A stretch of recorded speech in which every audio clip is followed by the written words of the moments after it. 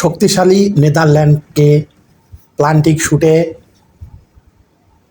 পরাজিত করে তারা আজ সৃষ্টিকর্তার কৃতজ্ঞতা প্রকাশ করল মরক্কো দল। প্লান্টিকের মাধ্যমে তারা 16 নিশ্চিত করল। শক্তিশালী, সবচেয়ে শক্তিশালী দল বলা যায় যদি আমরা 5টা শক্তিশালী বিশ্বকাপের ভিতর দল ধরি তাহলে তাদেরকে ধরতে হবে।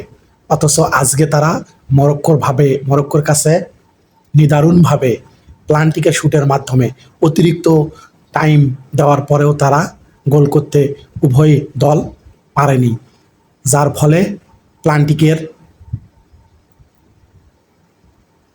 পর্যায়ে চলে যায়। এই প্লান্টিকে মরক্কো জিতে যায় এবং যার ফলে তারা সৃষ্টিকর্তার আরাধনা করতেছিল। আপনারা দেখুন, খেলা দুই পক্ষে হাড্ডাহাড্ডি লড়াই হয়েছে। হাড্ডাহাড্ডি লড়াইয়ের মাধ্যমে ফলাফল কেউ তাদের ঘরে তুলতে পারেনি। ফলাফল শেষে আসলো একমাত্র প্লান্টির মাধ্যমে ফলাফল চলে আসলো। প্রথমার্ধে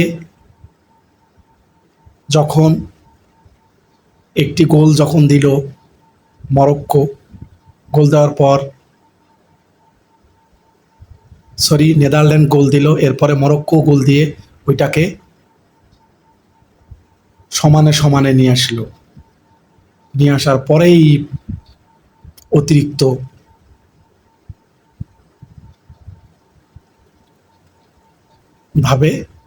অতিরিক্ত সময় দিয়েও গোল হয়নি।